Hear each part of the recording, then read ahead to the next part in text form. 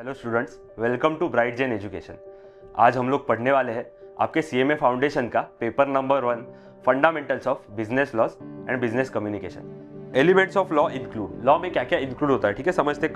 Command तो होती है, करेक्ट है। ड्यूटी यानी कि ड्यूटी ऑफ सिटीजन्स, वो भी रहते हैं। देन सैंक्शन यानी कि लॉ पास होना चाहिए। लॉ तो पास होके आता है पार्लियामेंट से, वो सैंक्शन होके आता है, पास होके ही आता है बाद में। सो ये जो तीनों है, they are the elements of law. So what are the elements of law? Command, duty and sanction. So इसका आंसर है all the above. इसका आंसर है हमारा all the above. Next question. As per the historical definition of law, it is not universal in nature. यहाँ पे क्या बोला गया है कि लॉ के हिस्टोरिकल डेफिनेशन के बारे में, law is not universal in nature. So ये क्या है, ये जो डेफिनेशन दिया गया है, इट इज एब्सोल्युटली ट्रू। देखो हिस्टोरिकली क्या बोला गया कि जो लॉ बनता था वो लॉ मोस्टली पर्सनल लॉज बनते थे, कस्टमरीज लॉज बनते थे, यानी कि उतने ही एक्सटेंट को, उतने ही लोगों को वो एप्लीकेबल होते थे। उसके बाहर उसका एप्लीकेशन नहीं रहता था। देखो अभी भी इंडिया के जो लॉ है वो इंडिया में ही एप्लीकेबल होंगे। फॉरेन के लॉ है, फॉर एग्जांपल कनाडा के लॉ, जर्मनी के लॉ या फिर चाइना के लॉ, उनके देश में वैलिड रहते हैं, ठीक है। अगर आगे हम लोग जो एक्ट देखने वाले उसमें आप समझ जाओगे कि उन एक्ट का नाम ही ऐसे दिया है, जैसे कि इंडियन कॉन्ट्रैक्ट एक्ट, ठीक है। सेल ऑफ गुड्स एक्ट में भी इंडिया के टेरिटरी के बारे में बोला गया है। फिर निगोशिएबल इंस्ट्रूमेंट्स एक्ट, ठीक है। सो इंडिया में कॉन्ट्रैक्ट जो वैलिड होते हैं उनके बारे में बोला गया इंडियन कॉन्ट्रैक्ट एक्ट में, ठीक है। नाम में ही दिया गया है कि ये जो एक्ट होता है वो इंडिया के कॉन्ट्रैक्ट को लागू होता है। सो बेसिकली लॉ जो होता है it is not universal in nature, ऐसा हिस्टोरिकल कंसेप्ट के हिसाब से बोला गया था। So it is absolutely true. Next question, dash is a primary source of Hindu law, ठीक है। सो हिंदू लॉ का प्राइमरी सोर्स क्या है, समझते हैं इसको। तो देखते हैं, अगर लॉजिकली समझोगे तो ऑप्शंस कैसे कट ऑफ हो रहे हैं, ठीक है। इसका करेक्ट आंसर आया है वेदास। क्या होते हैं, तो 4 टाइप के वेदा होते हैं हमारे, अगर आपको पता होगा तो 4 वेदा होते हैं, ठीक है। ऋग्वेदा, सामवेदा, यजुर्वेदा एंड अथर्ववेदा, ठीक है। ये 4 तरह के हमारे वेदास होते हैं और उनसे ही हमारे लॉ बने गए हैं, ठीक है। वेदा हमारे लॉ का एक बेसिस है, इंपॉर्टेंट बेसिस है। क्या क्या कहा मैंने, ऋग्वेदा, यजुर्वेदा, सामवेदा एंड अथर्ववेदा। सो ये जो वेदास है वो हमारे हिंदू लॉ के बेसिस है। बट बाकी जो ऑप्शन है उसको देखोगे तो होली कुरान ये हिंदू लॉ के बारे में बात नहीं करता, ये तो लॉजिक की बात है। बाइबल ये भी हमारे लॉ के बारे में बात नहीं करता। एंड लास्ट ऑप्शन था none of the above. So इस क्वेश्चन का करेक्ट आंसर क्या था, dash is the primary source of Hindu law. So इसका आंसर था वेदास। जो 4 वेदास है हमारे, they are the primary source of the Hindu law. Next question, dash is the most ancient source of Hindu law.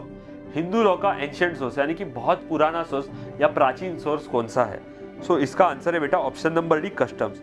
देखो कस्टम्स मतलब क्या है, जो सालों साल चलते आ रहा है, जो सालों साल चलते आ रहा है, ओवर द पीरियड वो पास होते गया फ्रॉम जनरेशन टू जनरेशन, ठीक है। कुछ चीजें ऐसी होती है हमारी फैमिली में कि जो पहले करते आ रहे थे, जो हमारे पूर्वज करते आ रहे थे, वही हम लोग फॉलो करते हैं, बराबर है। सो इसको हम लोग कहते हैं कस्टम्स या ट्रेडिशन। सो जो बेसिक है, जो एकदम बेसिक है, मोस्ट एंशिएंट सोर्स यानी कि एकदम प्राचीन सोर्स क्या है हिंदू लॉ का, so the answer is customs, ठीक है। बाकी ऑप्शंस को भी समझ लेते, क्या क्या था। जुडिशियल डिसीजन, देखो जब कोड बना उसके बाद ये डिसीजन आना चालू हुआ। उसके बाद पर्सनल लॉ, ये भी बाद में बने, ठीक है। पर्सनल लॉ क्या है, personal law is nothing but वो जो कस्टम्स होते हैं उनका ही मिला जुला के बना पर्सनल लॉ। एंड बाकी होता है स्टैट्यूट्स यानी कि लॉ, ये भी कस्टम्स के ही मिला के बने गए हैं स्टैट्यूट्स, ठीक है। सो जो most ancient source of Hindu law है वो हमेशा हमारा होता है customs. Next question, dash custom prevails in a particular locality, ठीक है। पर्टिकुलर लोकेलिटी में कौन सा कस्टम प्रिवेल करता है, प्रिवेल करता है मतलब चलता है। ऑब्वियसली चीज है बेटा कि कौन सा कस्टम चलता है पर्टिकुलर लोकेलिटी में। So it is local custom. Local custom, देखो हमारा एक एरिया है तो अपने एरिया के भी हमारे रूल्स रहते हैं, ठीक है। अगर इसका एक एग्जांपल दूं तो कोली समाज, आपको पता होगा, ठीक है। कोली फिशरमैन जिसको हम लोग कहते हैं, तो उनके अपने अपने भी समाज के कुछ रूल्स रहते हैं, ठीक है। उसके बाद अगर आप लोग जाओगे तो अलग अलग समाज के अपने, जैसे कि चांबार हो गया, अलग अलग समाज, जो भी हमारे यहाँ पे कास्ट है, रिलीजन्स है, उसका अपना अलग अलग समाज है, उनको समाज कहा जाता है। और बहुत बार ऐसा होता है कि वो समाज के अपने अपने रूल्स रहते हैं। बहुत बार ऐसा भी होता है कि वो समाज में अगर किसी की शादी हो रही है ना, तो समाज के अंदर ही शादी की जाती है क्योंकि उनके कस्टम्स वैसे कहे जाते हैं, ठीक है। सो यहाँ पे क्या क्वेश्चन था, dash custom prevails in a particular locality. तो एक लोकेलिटी में हमेशा याद रखना लोकल कस्टम्स ही चलते हैं, हमेशा लोकल कस्टम्स ही चलते हैं वहां पे। Next question, custom to be valid must not be, यानी कि कस्टम को क्या नहीं होना है, कस्टम को वैलिड होने के लिए क्या नहीं होना है। सो इसका आंसर है option number B, uncertain.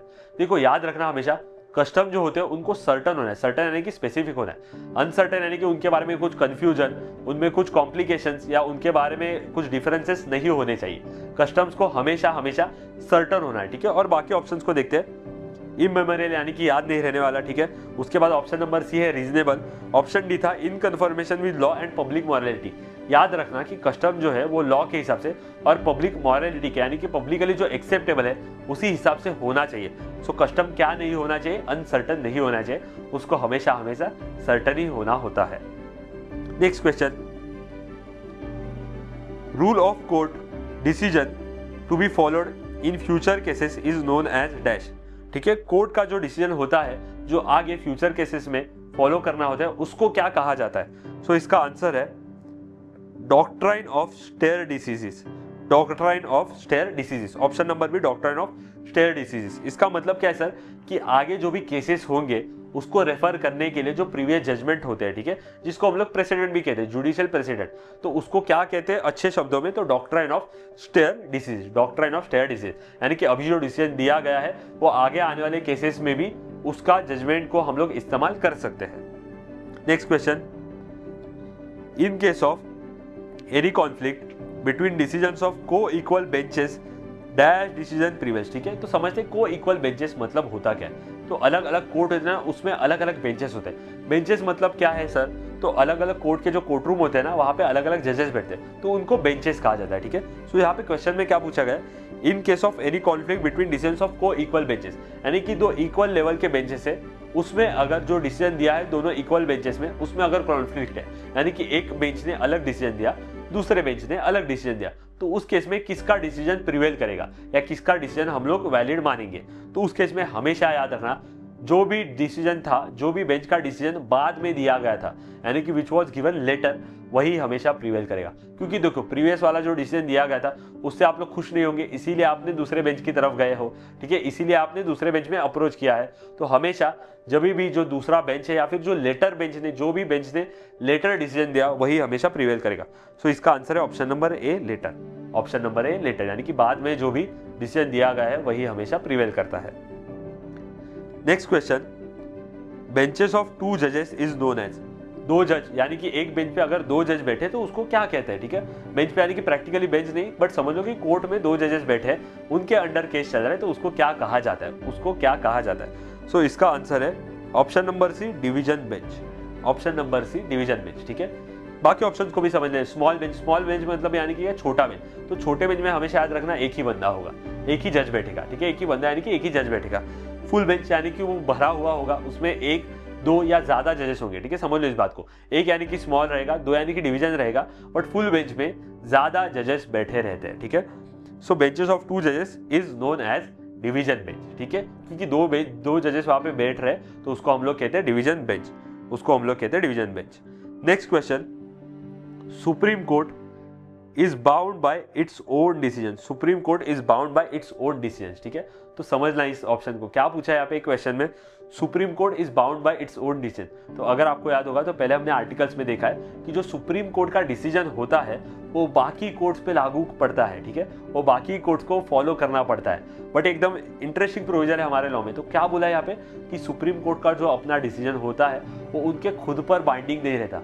Sir क्या कह रहे हो, इसका मतलब क्या है कि सुप्रीम कोर्ट ने अगर एक डिसीजन दिया था तो आगे जाके सुप्रीम कोर्ट उस डिसीजन को रिवाइज कर सकती है। ठीक है, सुप्रीम कोर्ट उस डिसीजन को रिवाइज कर सकती है, ये पावर सुप्रीम कोर्ट को दी गई है। यानी कि सपोज सुप्रीम कोर्ट ने आज एक डिसीजन दिया, 10 साल बाद अगर वैसे ही कुछ तरीके का केस आया तो शायद सुप्रीम कोर्ट अलग डिसीजन दे सकती है। ठीक है, यानी कि सुप्रीम कोर्ट का खुद का डिसीजन उन पे खुद पे कभी भी बाइंडिंग नहीं रहता है, बट बाकी जो अदर कोर्ट्स ऑफ इंडिया है उनके ऊपर सुप्रीम कोर्ट का ये डिसीजन बाइंडिंग रहेगा।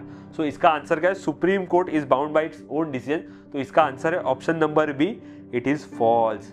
Supreme Court is not bound by its own decision. ठीक है, थैंक यू।